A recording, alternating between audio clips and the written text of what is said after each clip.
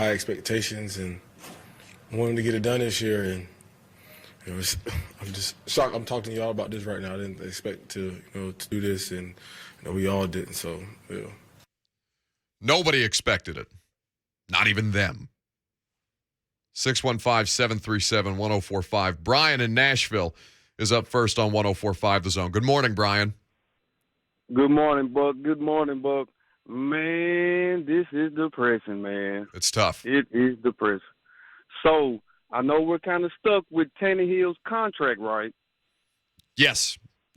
I mean, listen, and just quickly, Brian, because I know a lot of people are asking about what the quarterback solution will be, and we'll spend a lot of time on that during this week. Ryan Tannehill is under contract. He's on your books for $38 million, north of $38 million next year, and a dead cap hit of over 54. Go ahead, Brian. So, is there a way that Ryan Tannehill can look in the mirror and say, listen, I'm not worth this money, and I'm holding my guys back. So I'm going to restructure my contract again for a less amount and be a backup to like a Russell Wilson or Aaron Rodgers or a better quarterback. Is there a way he can just, be a man? I mean, I feel like he owes Titan Nation this. He owes his teammates this.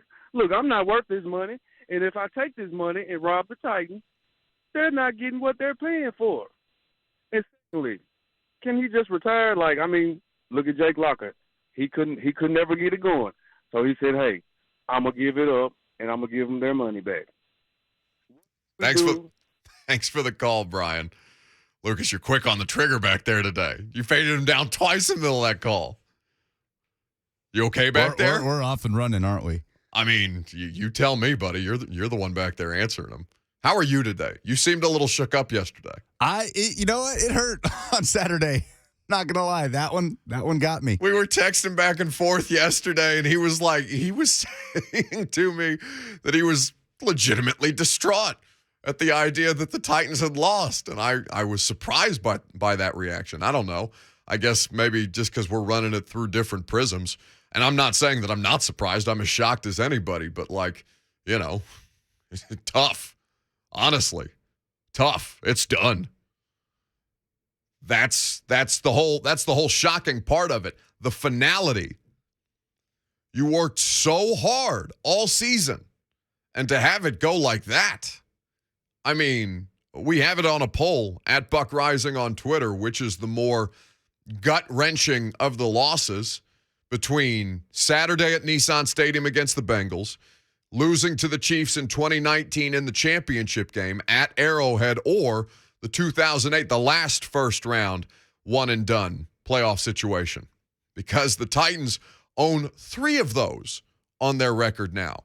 And it is so rare that a 1 seed does not win at least its first game. Especially when you look at the inferiority of opponent. I'm telling you, the Bengals are not that good. They're good enough. They're good enough. That quarterback was not getting nearly enough help.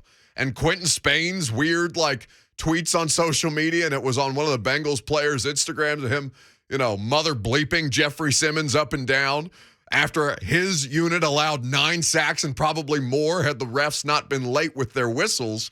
The Bengals were not that good a football team, and so that twists the knife just a little bit more. We'll talk about Tannehill. Because the more that I watch that game back, the more that I'd say Ryan Tannehill was not good. Not good. But there were enough plays made by Ryan Tannehill to win that football game. And when I look at the situational play calling, which we'll go through at some length, and certainly with Harry Douglas when he joins us at 12:20, he was on the sidelines with me. There was a bunch of Titans players who had come back to see this kind of a special moment.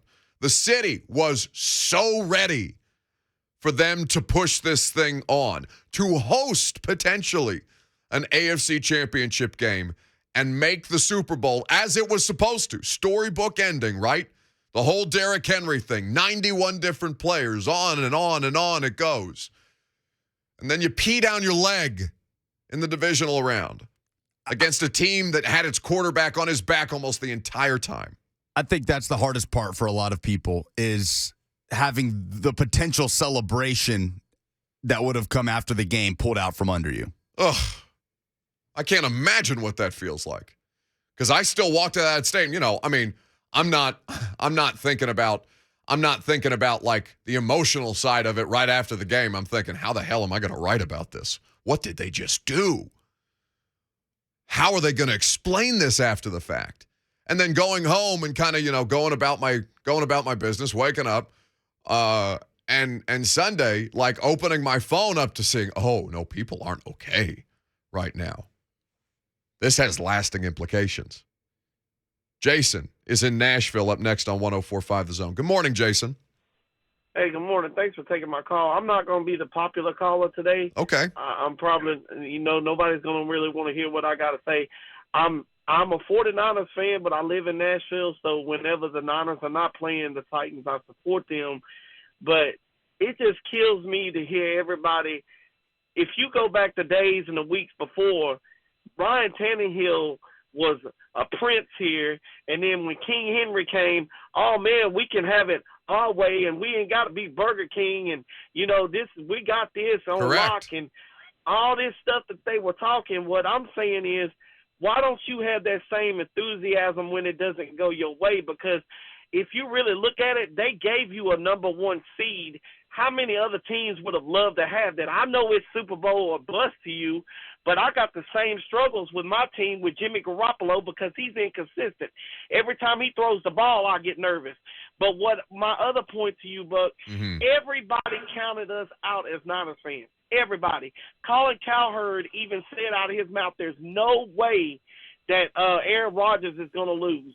With all the politics, that just goes to show you that anything can happen in the NFL. You can't just base your opinion on what they did in the past, because even though Jimmy Garoppolo is inconsistent, he's one of the most winningest quarterbacks in the playoffs.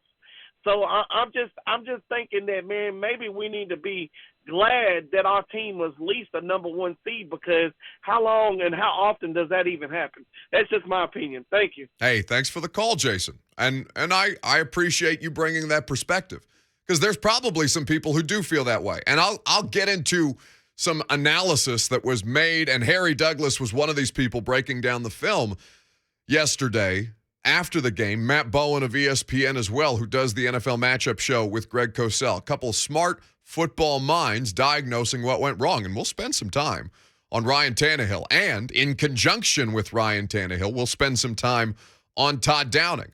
Because I will tell you, and you want, Jason said he's going to be the unpopular person today. Hold my beer. Ryan Tannehill's still good enough to win a Super Bowl with. There is probably, I could count on one hand of people that are going to agree with me. But I watched that game while looking at him playing piss poorly, truly, and thinking, Jimmy Garoppolo's in an NFC Championship game. Exactly what Jason just laid out. Find a way to make it work. 4-1 in the playoffs in his career. Garoppolo? Yep. His only loss was Super Bowl 54. They low-key own, not even low-key, they're 4-0. The Niners are against Aaron Rodgers with Colin Kaepernick and Jimmy Garoppolo, two quarterbacks who have success but are admittedly limited. I'm not saying that Ryan Tannehill wasn't a big problem on Saturday. There is no disputing that. I am saying that it is the job.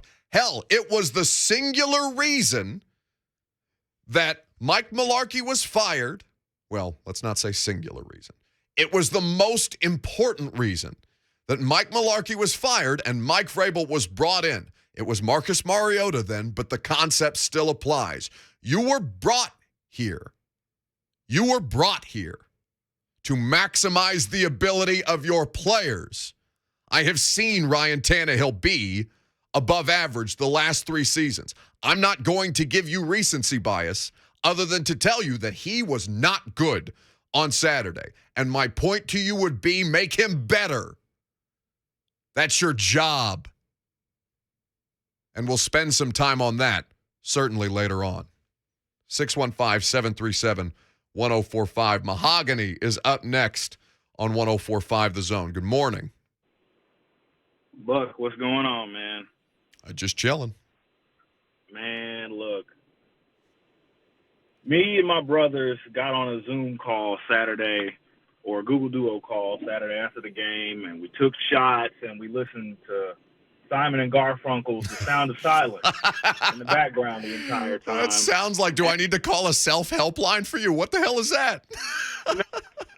I got up and I'm at my workplace this morning, so I'm okay. Good. But just we can win with Tannehill. I firmly believe that.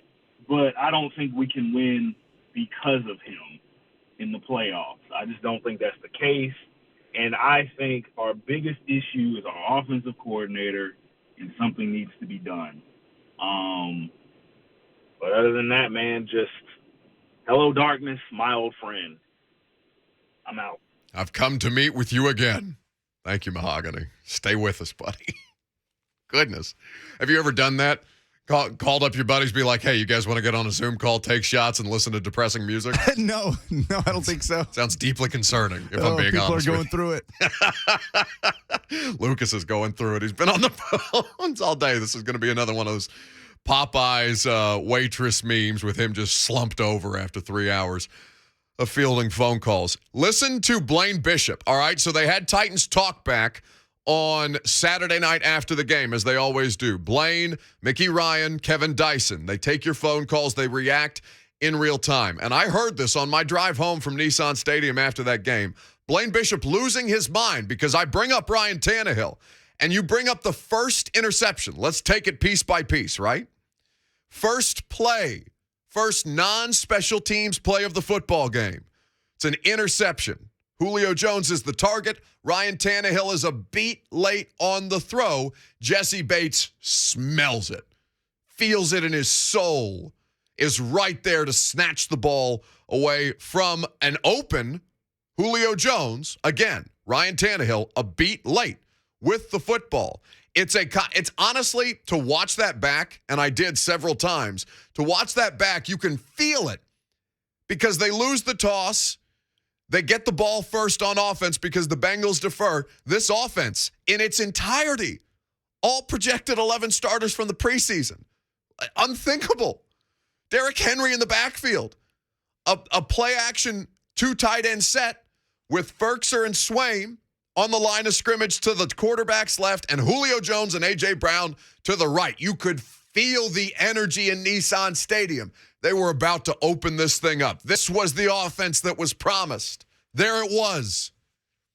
Play action pass concept. Tannehill a beat late. Targeting Julio Jones. Interception. What the hell? I went back and watched that play and thought, how? How? The Bengals safety, Jesse Bates, who made that play, told reporters yesterday that Tannehill stared Julio Jones down the whole way. But then I listened to Blaine Bishop talk about this first play. And what I saw when I watched back on film is exactly what Blaine articulated on Titans Talkback Saturday night. Didn't like any of the route combination. It was elementary to me. It was very elementary. I call it twin flop. 2 tight ends on one side, 2 receivers on the other side. They're playing man-free cover 3. If you know what cover 3 is, it's 3 deep. The guy in the deep middle, he had no threat on the field. None. Nobody came across and ran a post. There were no 4 verticals. Nothing held him in the field. He jumped a curl route or a dig route or whatever that was a bad play. I like the play action call, but bad play. Bad play. The whole concept of that play was not very good. That's coaching. Sorry. Bad play right off the bat. The concept. He had no threats. Yeah, I would have jumped in. I might have got a PBU, a pass breakup on that play. So I didn't like that. The play calling all season to me is choppy. And when I say choppy, it means that it has no flow or rhythm. It's almost like it's 2 people calling plays. Like they're not stacked, as Coach Mack would always say, layered. Mm-hmm. So I've been waiting all season because I kept on saying, man, it just doesn't make sense. I don't like the play calling. Well, this is what I don't like about it. Some of the things, it doesn't make any sense to me. It feels like it's 2 different people calling plays. At the end of the day, Tannehill has to protect the football. And it comes down to that final part, right? Ryan Tannehill's got to protect the football. He has to be smarter than that. By the way, we had just seen him do that. It's been over a month Before Saturday, it had been over a month before Ryan Tannehill, or since Ryan Tannehill had thrown an interception. It had been over a month since they went to Pittsburgh and literally threw away a layup game. And then they come out with that again. And again, Tannehill, after rattling off 3 straight wins to get the number 1 overall seed and to put them in this position, Ryan Tannehill has to take better care of the football. But when I listen to Blaine Bishop talk about that, and when I see the analysis on social media from Matt Bowen, who's one of the smartest football minds out there, who does not have opinions because he bases his analysis off the film. The film does not have an opinion. The film is the film. When it's pointed out to Matt Bowen that the problem, just as Blaine Bishop said on that route concept, on that play action pass design, is that there's no route on the backside for the safety who jumped the play to have to think about. I cannot read Matt Bowen on Sunday after they scored 16 damn points. 16!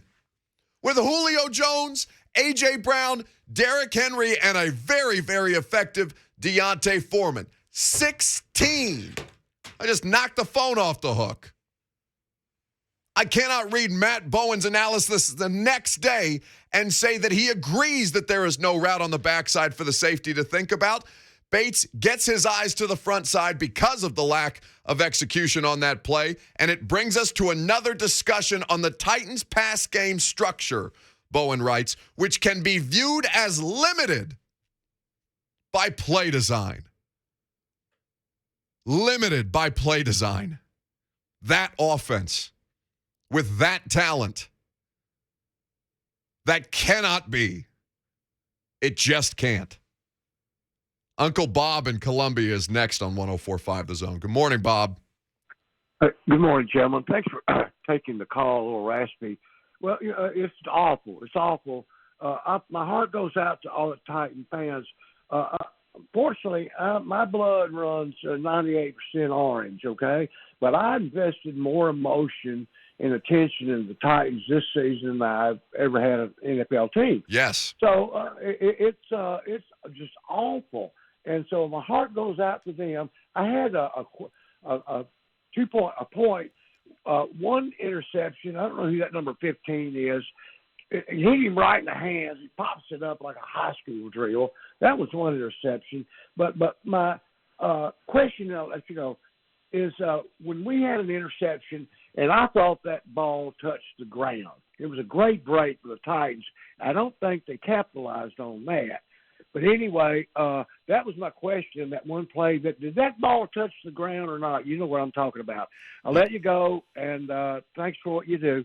Thanks very much for the call, Bob. Yeah, a lot of people feel that way, right? This is as invested as I've felt this city since I've been here. I mean, admittedly, it's been, almost 7 years since I moved here. It's as invested as I've seen people in Tennessee Titans football, especially from a transplant standpoint where you're the hot thing to do in town.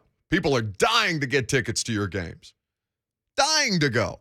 People who have other football teams who aren't playing right now because their asses are sitting at home on the couch rage tweeting like Colts fans were doing at the end of the season. And now who's laughing at whom? Oof. Yeah, the interception that Bob brings up, the Amani Hooker pick, you got the turnover, right? You got the thing that you needed to give life back to that stadium. The Amani Hooker interception, and by rule, because what I heard, and when I watched this back on the TV copy, I heard Gene Steratore say that he thought they would overturn it in real time, whereas we were sitting in the press box with the rule book in front of us saying that if the player has possession of the ball and it's not being helped by the ground, then it is by rule an interception. I had several texts and tweets that Steratore had called that an overturnable play in the booth. Lucas, you're saying no? No, that's how what you just said is basically how Mike Keith articulated it on Titans radio. He did Right. a really good job that if you listen to him and Coach Mack, as a Titans fan, you're just listening to the radio broadcast, you were pretty confident it was going to stay. Right. Because of what you just said. Well, based on the television broadcast, it did not seem like that was the majority opinion. It seems That like Gene surprises me. Yeah. Steratore sounds like he botched her, or did botch it. I watched it back. But yeah, by rule, an interception. It can't happen that way. Jim is in Nashville up next on 104.5 The Zone. Good morning, Jim.